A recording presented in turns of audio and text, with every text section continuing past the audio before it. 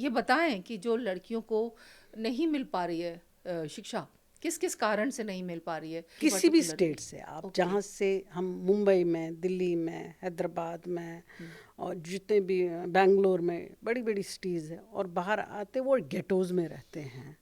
और उसके बाद उनको वैलिड डॉक्यूमेंट्स नहीं होते हैं ना, दैट इज़ द प्रॉब्लम। उनका आधार है, उनका रेजिडेंस प्रूफ नहीं होता है, that is the biggest hurdle. And then we segregate, नहीं नहीं नहीं, अब मुसलमान है मदरसों में जाएंगे, ये मुसलमान है ये माइनॉरिटी स्कूल में जाएंगे, वाई। दूसरी कम्युनिटी की भी मिसाल दे दूं कि जो कश्मीरी पंडित थे वो तो डिसलोकेट हुए, उनको तो घर भी गए, और उनको एक सबसे बड़ा हथियार और सबसे बड़ा एसेट जो उनके पास था वो एजुकेशन था।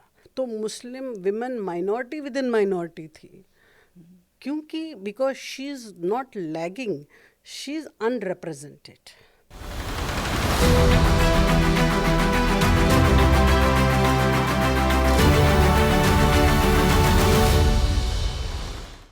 नमस्कार।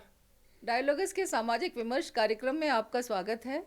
मैं आपके साथ हूँ प्रीता हरित। आज के प्रोग्राम के गेस्ट हैं डॉक्टर शबिस्ता गफ्फार जी। नमस्कार। नमस्कार, आदाब। आदाब। आज शबिस्ता जी के जीवन के अनुभव और संघर्ष को हम जानेंगे। उनसे महिला अधिकार, सामाजिक चेतना और बदलाव पर आज हम बात करने वाले हैं।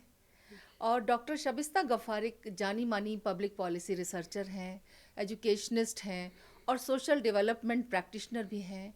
आप एजुकेशन पॉलिसी पर, जेंडर इक्विटी पर, इंक्लूसिव डेवलपमेंट पर लंबे समय से काम कर रही हैं। जी। डॉक्टर शबिस्ता जी, आप centre for research and debates in development policy CRDDP और all India confederation for women's empowerment for equity की चेयरपर्सन भी रही हैं, है भी है। हैं।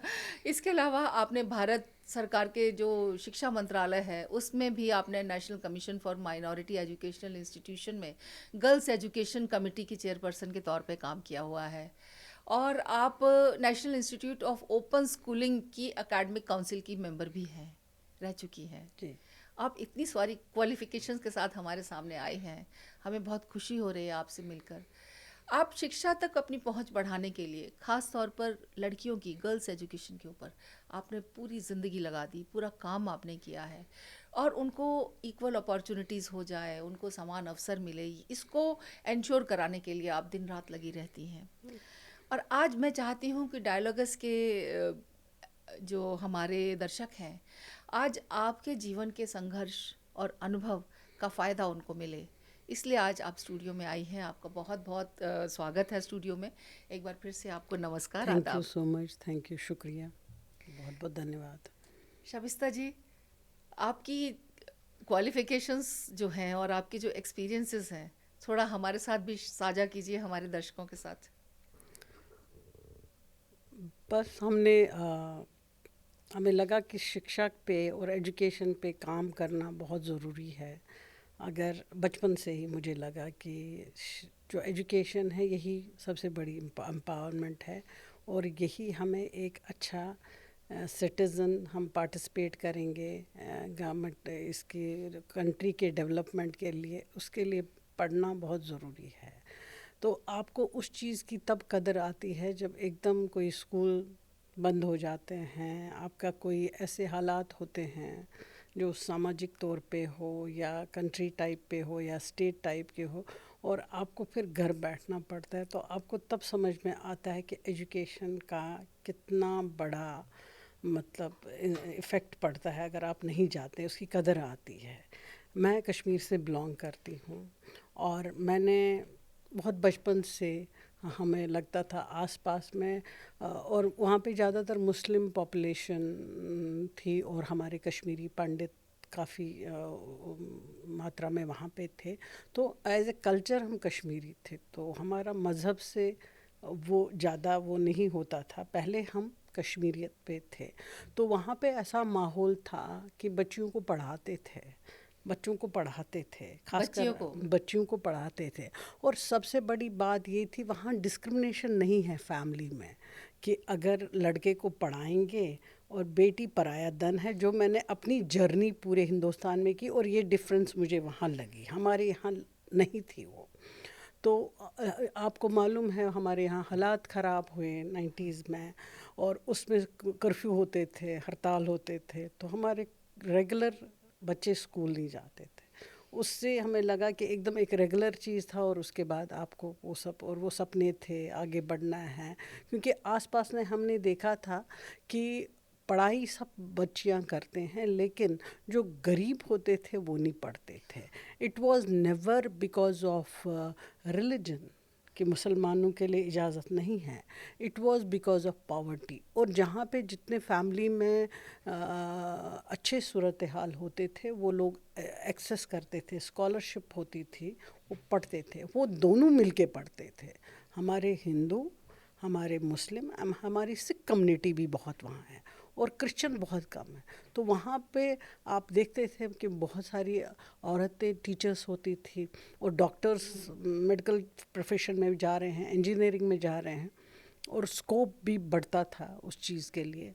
और उसकी एक मिसाल मैं और दे दूं कि जब वहाँ पे एक वक्त आया और हालात ख़राब हुए, सबों ने अपनी बच्चियों को भी, बेटों को भी बाहर भेजा पढ़ने के लिए दूसरे जगहों पे। तो वहाँ वो डिफरेंस नहीं किया। मेरी साथ की बहुत सारी फ्रेंड जो बाहर मेडिकल के लिए गई, हायर एजुकेशन के लिए गई, जो जिस ज़माने में था। और उसके बाद दूसरी कम्युनिटी की भी मिसाल दे दूं कि जो कश्मीरी पंडित थे वो तो डिसलोकेट हुए, उनको तो घर भी गए, और उनको एक सबसे बड़ा हथियार और सबसे बड़ा एसेट जो उनके पास था वो एजुकेशन था। वो माएँ एजुकेटेड थी, बेटियां एजुकेशन में थी। और आज अगर आप देखेंगे, हमारा दिल खुश हो जाता है कि उनके पास वो एजुकेशन थी, वो पूरे वर्ल्ड में बहुत अच्छे अच्छे पोस्टों पे हैं।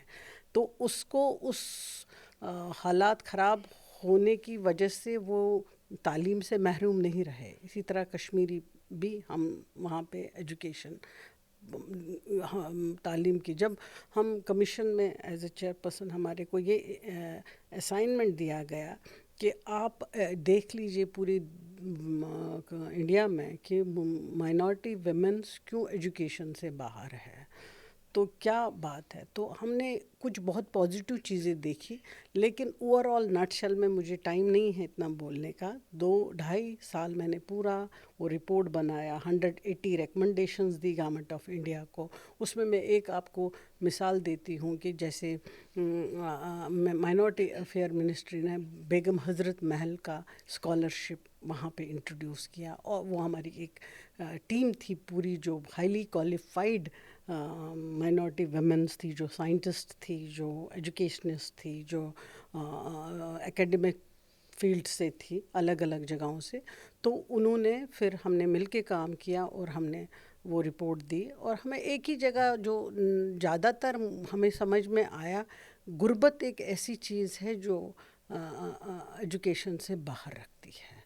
अभी भी वही हालात है, जिसको एक्सेस है वो पढ़ लेता है, जिसको एक्सेस नहीं है वो नहीं पढ़ लेता है। मतलब गरीबी के कारण नहीं पढ़ाई हो पाती। नहीं, वो हर एक सेक्शन ऑफ, देखिए औरत खुद से, मैंने माइनॉरिटी के लिए काम किया क्योंकि सचर कमेटी की रिपोर्ट आई थी तब, तो उन्होंने वो दिया था कि what is the social status, education status, political status, economical status of the Muslims. उसमें विमेन थी, तो Muslim women minority with in minority थी, क्योंकि because she is not lagging, she is unrepresented. अब हमारे यहाँ देखिए लड़कियाँ बहुत पढ़ती हैं। आज में भी आपको मैं बहुत जुड़े हुए हर तबके के वुमेन्स से, बच्चों से काम करती हूँ। तो अब बिहार जैसे बहुत रूरल एरिया में जो फर्स्ट जनरेशन है, आई नो वन गर्ल, एक लड़की जो बिहार में थी, मैं आपको एक केस स्टडी बता रही हूँ, ऐसे तो लाखों में है, जिसने फर्स्ट लर्नर थे, फर्स्ट जनरेशन थे, उसने बिहार बोर्ड से अपना 12th किया, उसके बाद इंजीनियरिंग के लिए जाए, और वहाँ पे she was a gold medalist private college में, और उसके बाद उसकी प्लेसमेंट हुई। अभी 3.5 साल से वो एक ही जगह है, और 12 घंटे उससे काम लेते हैं, और पूरी हेड स्काफ वगैरह पे वो पूरी अच्छे से है। उसके भाई भी उसने पढ़ा, अब उसको स्विचओवर करने के लिए दूसरे कंपनी में उसको नहीं मिल रहा है जॉब।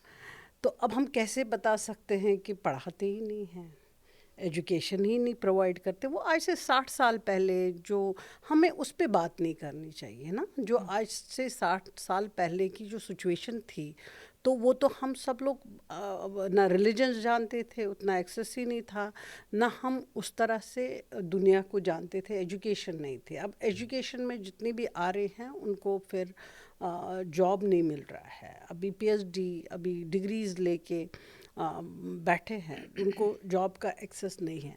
उसमें भी रीज़न है कि हमारे पास इस तरीके से अवेयरनेस नहीं है।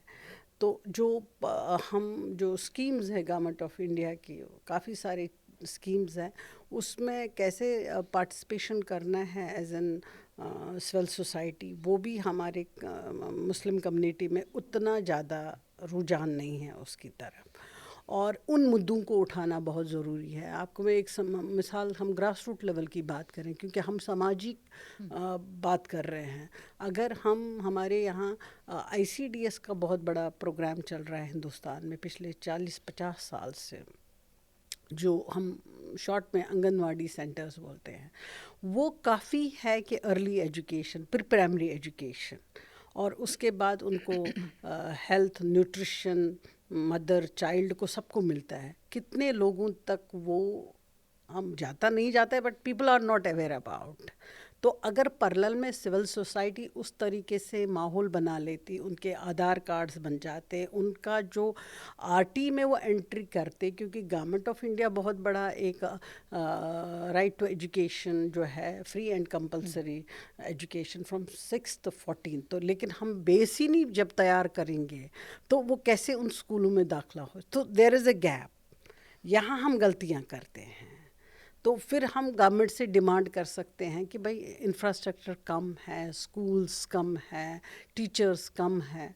तो ये भी बहुत बड़ा हर्डल है कि वहाँ तक जो आपको डोमेस्टिक हेल्प होते हैं, जो लेबर क्लास की औरतें होती हैं, उनकी बहुत इच्छा होती है उनकी बेटियाँ पढ़ें, तो लेकिन वो पढ़ा नहीं पाते हैं।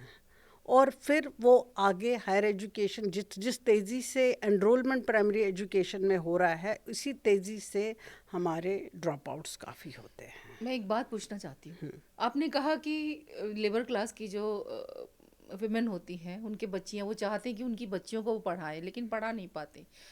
तो इसमें पढ़ा न पाने के पीछे कई कारण हैं। ऐसा है कि एक तो उनकी अपनी फैमिली की सिचुएशन, गरीबी, या एक्सेस टू स्कूल्स, या गवर्नमेंट की पॉलिसीज़। तो आप उसमें किस प्रोपोर्शन में ये सारे इन इन वजहों को बांट सकती हैं कि इस वजह से वो पढ़ा नहीं पाते हैं? क्योंकि अभी एक तरफ आप कह रही हैं फ्री और कंपलसरी एजुकेशन, जो पूरे देश में कायम है, हम सभी लोग उसी प्रोसेस का पार्ट रहे हैं, और हर कोई भी प्रिविलेज क्लास में नहीं था, और एक समय था तो प्राइवेट स्कूल्स भी नहीं थे। हम सभी सरकारी स्कूलों से पढ़ पढ़ के ही तो आए हैं। बिल्कुल। और आज भी सरकारी स्कूलों में पढ़ाई का स्तर उतना ही अच्छा है।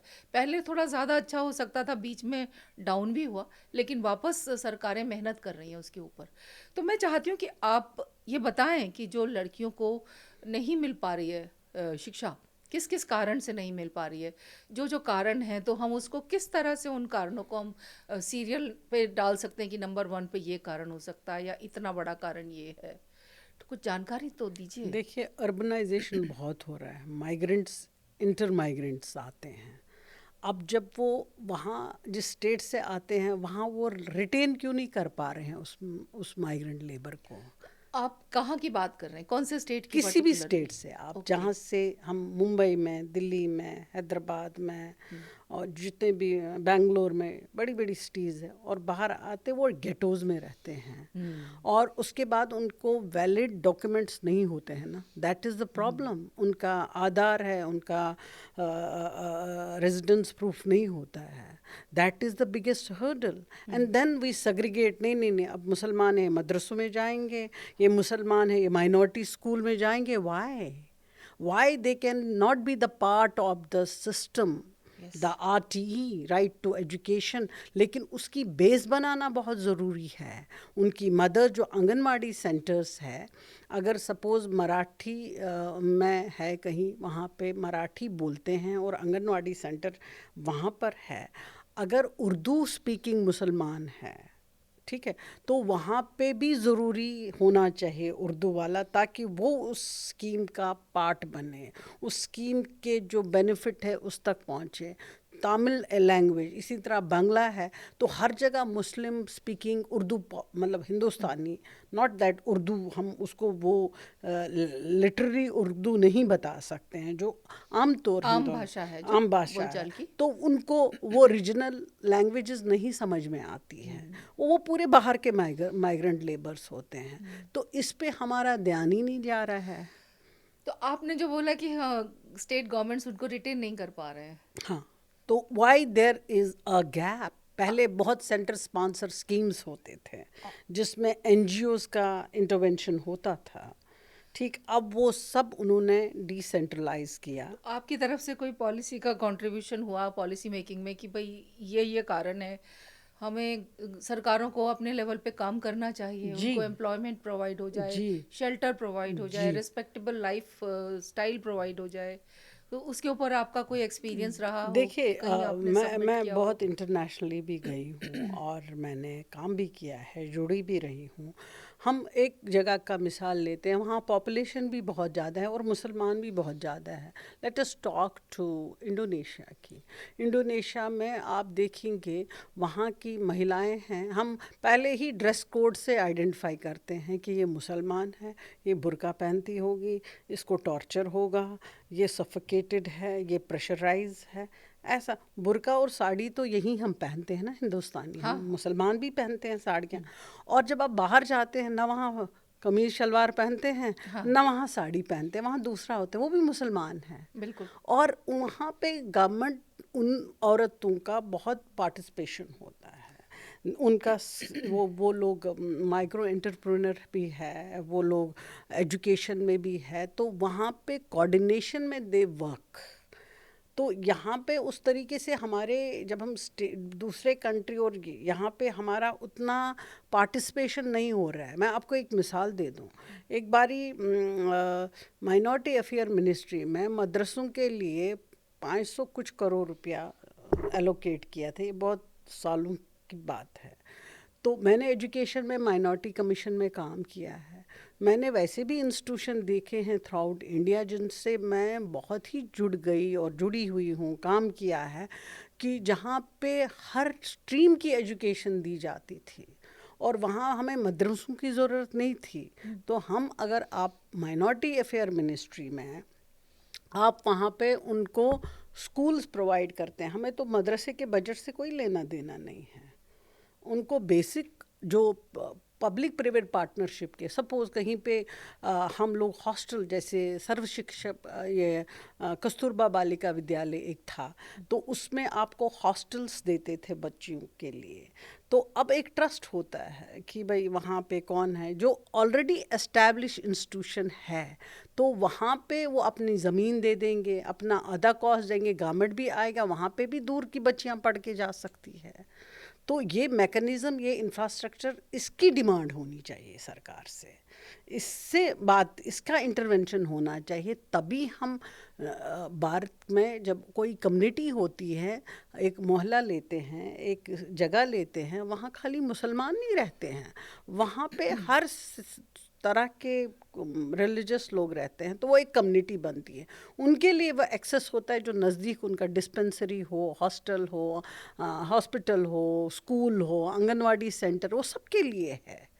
तो वो अगर उसी तरबियत में उनकी भी वो एजुकेशन प्रोफाइल को और ड्रॉप आउट को रिटेन करके, तो वहाँ पे गवर्नमेंट को इंस्टीट्यूशन जो ऑलरेडी इस्टेब्लिश है उसको स्ट्रेंथन करने की ज़रूरत है। हमारे पास है ऑलरेडी बहुत सारे सक्सेस स्टोरी जहाँ पे काफ़ी सारे मुस्लिमों ने ये क्या बोलते हैं यूनिवर्सिटियाँ भी कायम की। एक जगह है हैदराबाद में, वो एक ही सोसाइटी है, उनके पास 2-4 मेडिकल कॉलेज है। तो हैदराबाद में अब वो औरतें कवर करती हैं, but they are very modern, तो उनने औरतों के लिए एक्सक्लूसिवली विमेन मेडिकल कॉलेज खोला। ये आज से 10-11 साल की बात है। तो ज़्यादातर लड़कियां मेडिकल में आ गई।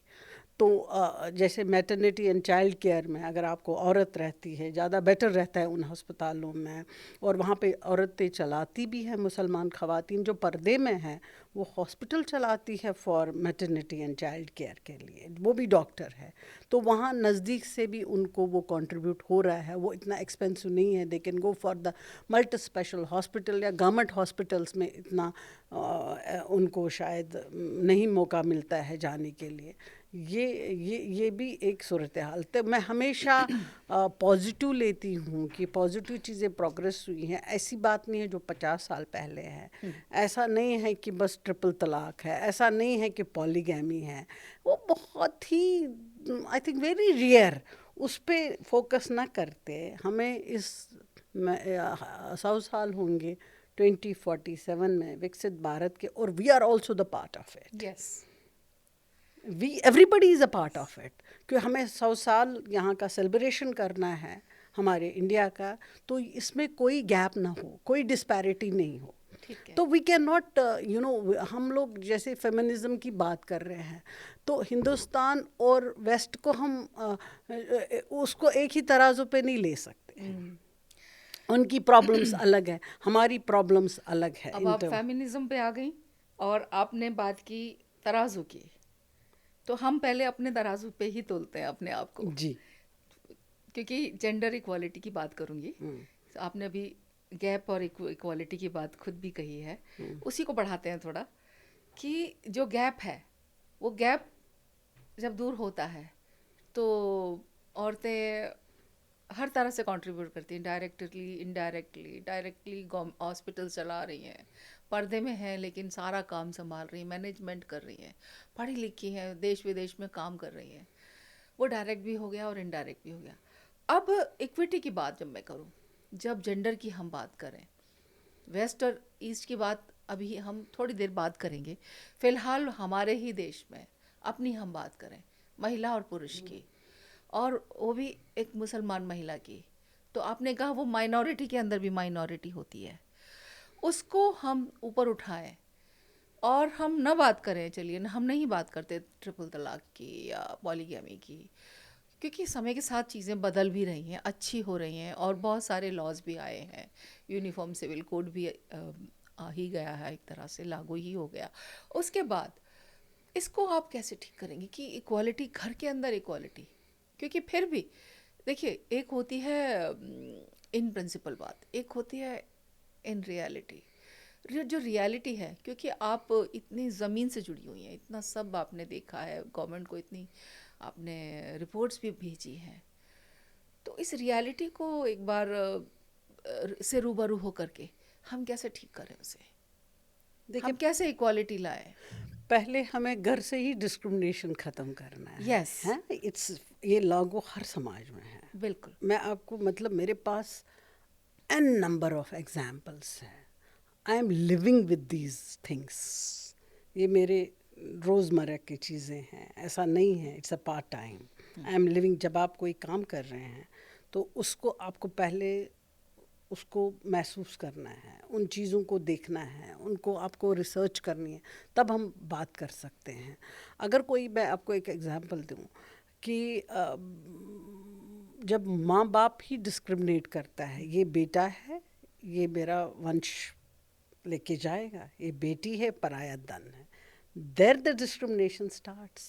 लड़की को सरकारी स्कूल में भेजेंगे, in term they have the money, और लड़के को वो लोग अच्छे कॉर्पोरेट स्कूल में भेजेंगे, सो कॉल्ड अच्छे, है ना। तो उसके बाद मैं आपको, मुसलमानों में भी ऐसा है, तो फिर आपको जो शरीयत ने दिया है कि उसको आपको मतलब आपको प्रॉपर्टी राइट्स है, उसको आप एक दूसरा एक सोशल इवल को प्रमोट कर रहे हो सोसाइटी में, आप डाउरी दे रहे हो।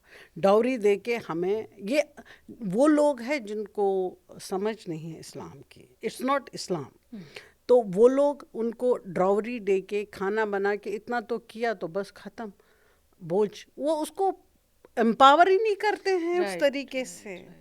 फिर उसको दूसरे घर में जाती है, वहाँ पे भी वही ट्रीट है, वो पढ़ी लिखी है, वो कमा रही है, ठीक है, और उसके बाद उसको वही औरत वहाँ टॉर्चर करती है, वो जो उसकी सास होती है, वो सुबह से लेके शाम तक बाहर का काम करती है, कमा के भी ला रही है, और घर में भी उसको फिर कोई रियायत नहीं है, कोई रेस्ट नहीं है। तो वहाँ पे एक सास अपनी बेटी और अपनी बहू में उसी औरत को डिस्क्रिमिनेट करती है। ये एक माइंड सेटअप है। लेकिन अब मुझे लगता है, मैं महसूस कर रही हूँ, ये गैप भी जल्द से जल्द ख़त्म हो रहा है। जिन औरतों ने ये फेस किया और अब वो अपने बच्चों को शादियाँ कर रही हैं, वो अब the story is going on different direction, वो उस चीज़ को महसूस करती हैं। और जो हमने कहा कि जो मुस्लिम महिला है वो माइनॉरिटी विद इन माइनॉरिटी है, why? If she is educationally backward, if she is economically backward, if she is politically backward, socially backward, तो वो तो खुद से ही मार्जिनलाइज हम उसको करते हैं। तो उसके लिए अपॉर्चुनिटीज़ क्रिएट करनी है, उसके लिए मैं हालात उस तरीके से क्रिएट करना है अकॉर्डिंग टू द, जैसे हम इक्विटी की बात कर रहे हैं, इक्वलिटी से हम हर चीज़ को नहीं हम इंसाफ दे सकते हैं। जहाँ पे सपोज नॉर्थ ईस्ट है, वहाँ काफ़ी सारे ट्राइबल्स रहते हैं, उनकी अपनी एक कस्टमाइज़ करके या जो भी है उनके हालात एक है, तो वो हालात हमारे छत्तीसगढ़ वाले ट्राइबल्स के सेम नहीं होंगे। इसी तरह से जो साउथ की मुसलमान ख़वातीन हैं और नॉर्थ की मुसलमान ख़वातीन हैं, हर जगह दो डिफरेंट है। उसको वो इंसेंटिव्स देने चाहिए कि ताकि वो थोड़ा सा एम्पावर होए। अब साउथ की है वो इकोनॉमिकली बहुत एम्पावर्ड है, वो पढ़ती है फिर जॉब नहीं करती है। तो जैसे मैं आपसे बताना चाह रही हूँ, हम इनफॉर्मल भी बात कर रहे हैं कि केरला में एक जगह कन्वोकेशन था और विमेन मेडिकल कॉलेज के, मतलब मेडिकल कॉलेज स्कूल में टॉपर भी मुसलमान लड़की थी, और उसके बाद जब वो एमबीबीएस की सर्टिफिकेट डिग्री ले रहे थे, और उसके बाद जो वहाँ पे अगर 60 का स्ट्रेंथ था तो ऑलमोस्ट 45 लड़कियाँ थी, और उसके बाद उनकी शादियां होती है, और उसके बाद वो जॉब नहीं करती हैं, वो इतना पढ़ने के सीख। बाद भी जी, देखिए। ये कश्मीर में भी हो रहा है। गवर्नमेंट मेडिकल कॉलेज में भी शादी करके उसको बाहर भेजा जाता है, वो फिर नहीं कंट्रीब्यूट कर पाती है, तो वो टॉपर भी होती है। तो मैं ये कह रही हूँ कि जो डिज़र्विंग है, जिसको पढ़ना है और उसके लिए उसके बाद उसको अपना लाइवलीहुड भी उसमें जोड़ना है, तो आप उसको क्यों नहीं प्रमोट कर रहे हैं? As an community, as an responsible citizen, हम उन लोगों को भी नहीं उस चीज़ से फ़ायदा देते हैं जो कि वाकई डिज़र्व हैं, जिनको पैसे, there again comes the money. Yes, यहाँ एक बहुत बहुत ही बारीक सा वो है, गैप है। सी, अगर आप अस्पताल जाते हैं, अभी भी we are struggling with the infrastructure, अभी भी we are struggling with the human power, जो हमें एक्सपर्ट प्रोफेशनल्स मिले। वाई?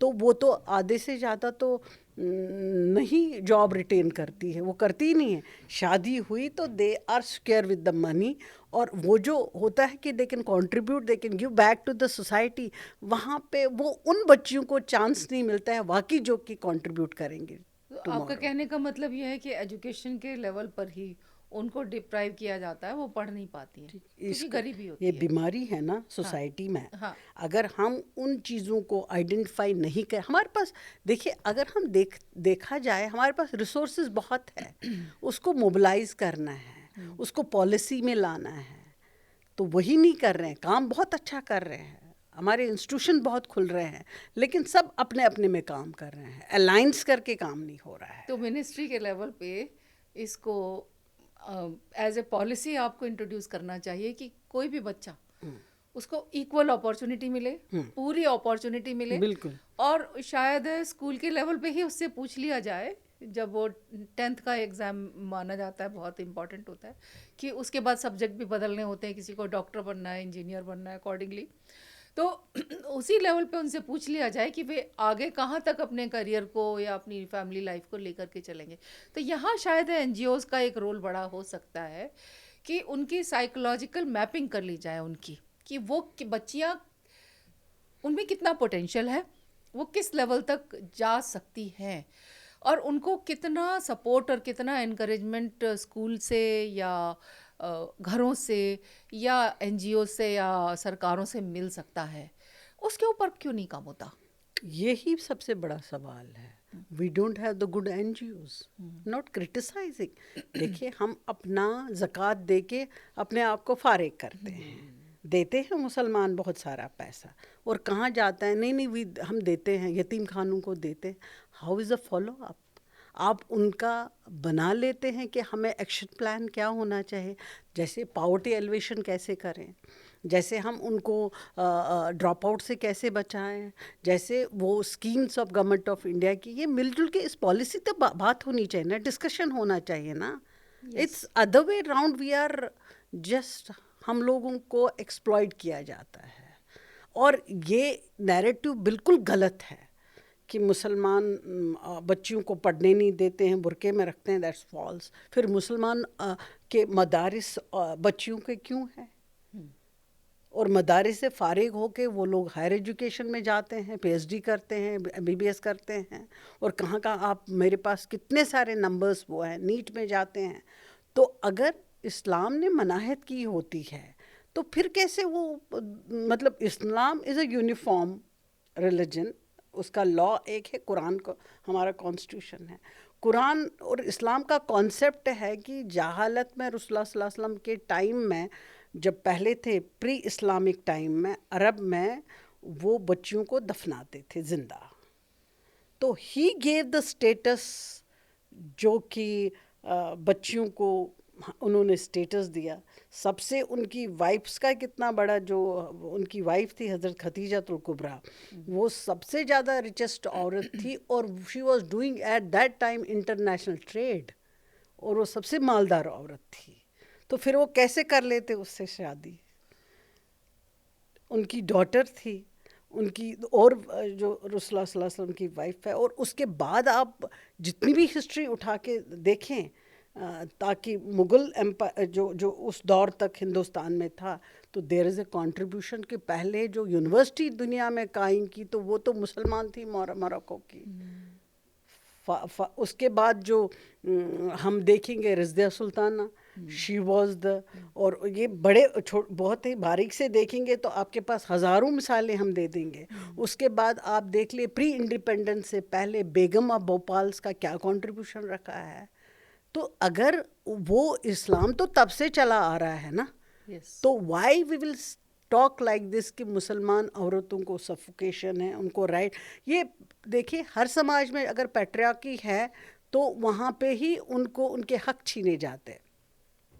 अगर वेस्ट तो पिछले 100 साल से आपका विमेन फेमिनिज़म का, विमेन इंटरनेशनल डे बना रहे हैं, और कितने सारे अभी भी आप अगर आंकड़े देखेंगे, जो डेवलप्ड कंट्री है वहाँ रेप कितने हो रहे हैं, वहाँ मोलेस्टेशन कितना हो रहा है. तो वो तो पढ़े लिखे हैं, वहाँ तो कोई पाबंदी नहीं है.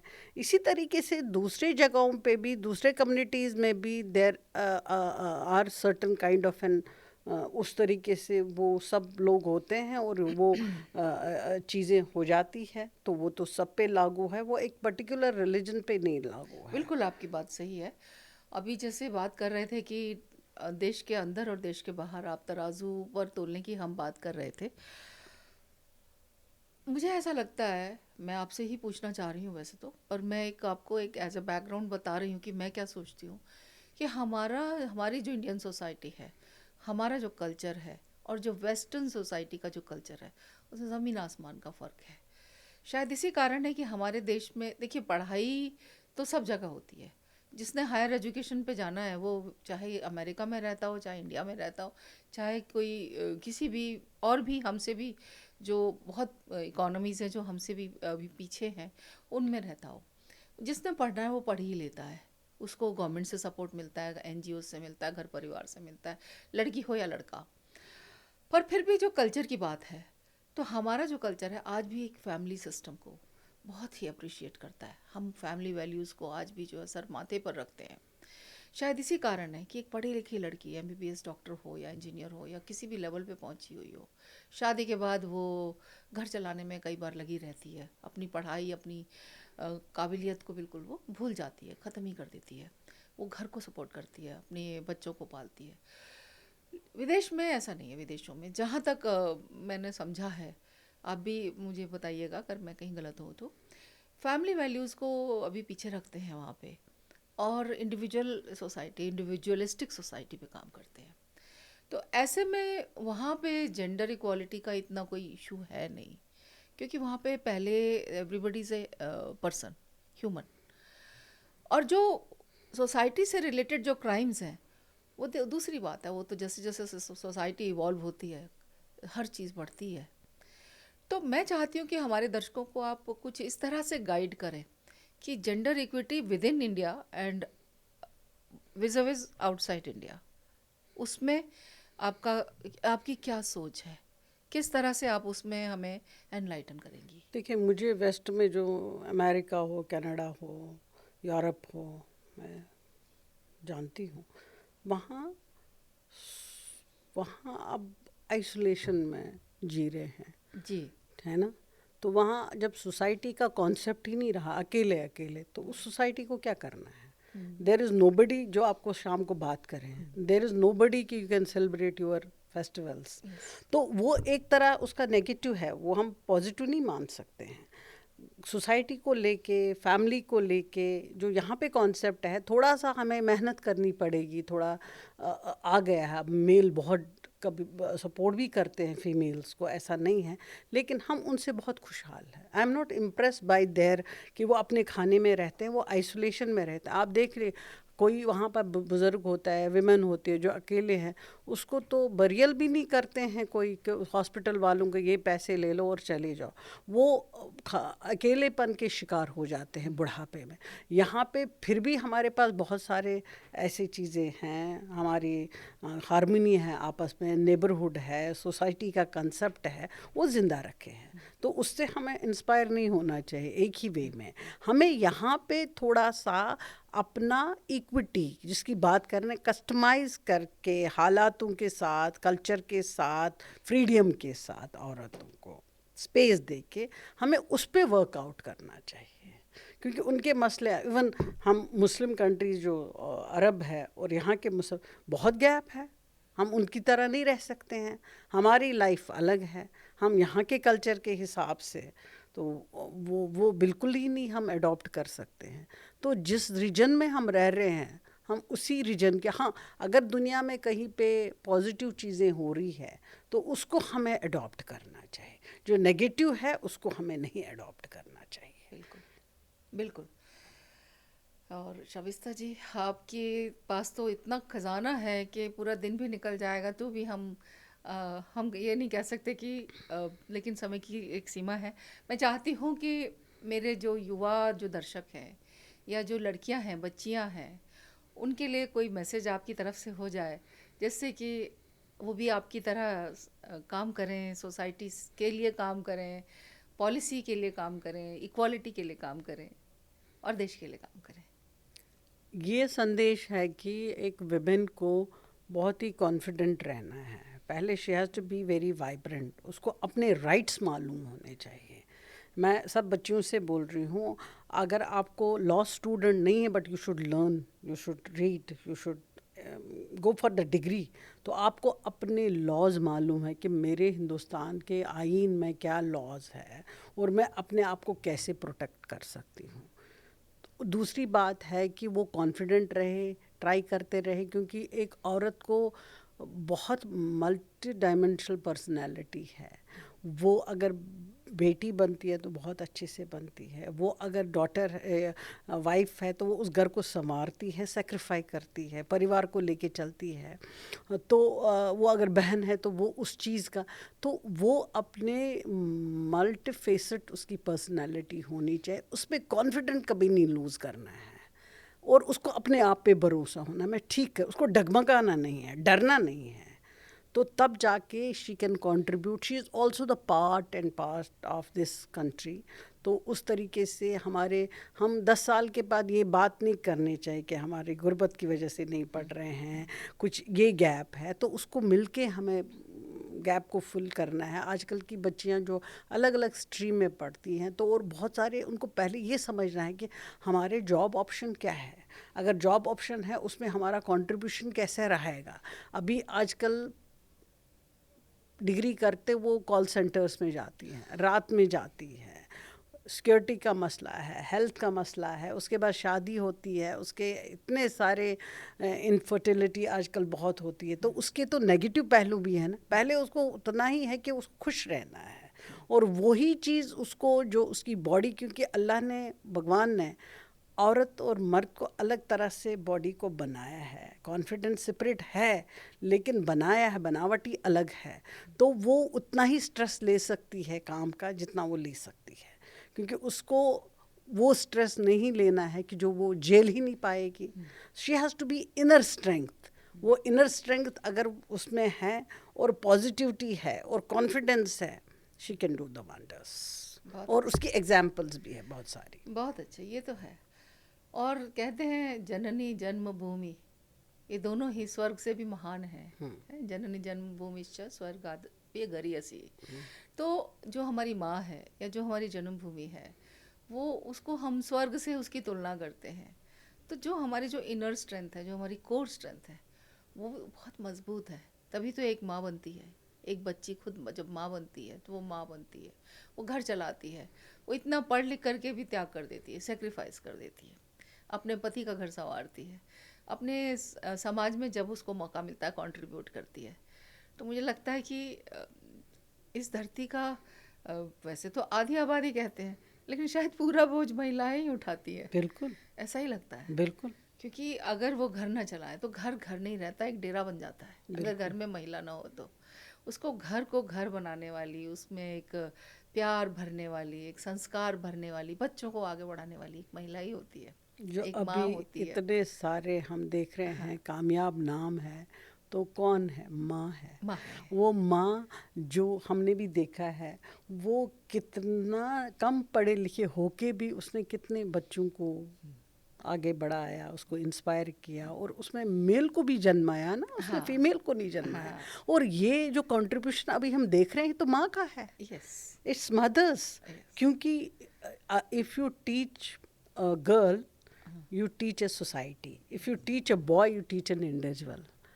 तो आपको अगर आप ये उसका है कि वो जितना उसमें अल्लाह ने और आप देख लें, मर्द एकदम वीक पड़ता है, औरत होती है तो उसको ताकत देती है, गुर्बत होती है उसमें, वो जॉब नहीं करता है। मैंने बहुत सारी ऐसी मुसलमानों में भी अभी भी आई हैव एन एग्जाम्पल जहाँ औरत कमाती है, मर्द कुछ नहीं कर रहा है, उसके हालात है, और उसको वो खुश रखती है, बच्चों को पढ़ाती है, तो वो कैपेबिलिटी उसी में है।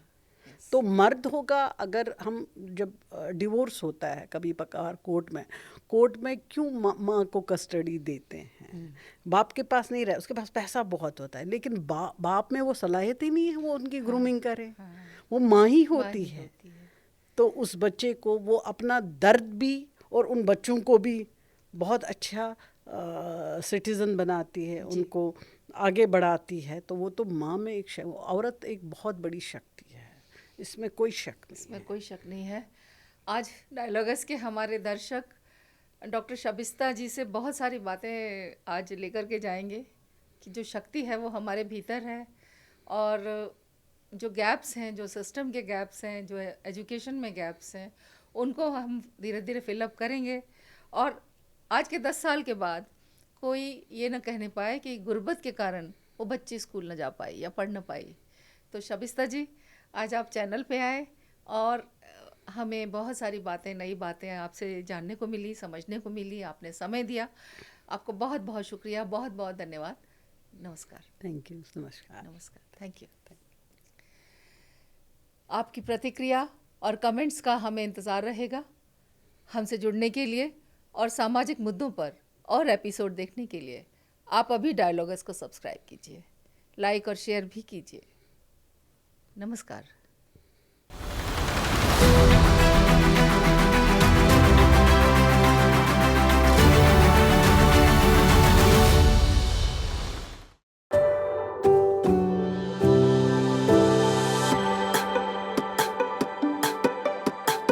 Every book has a journey, and every author has an untold story. Behind every powerful book lies curiosity, courage, and countless conversations. Discover them all on Books and Banter, a Dialogus digital original series.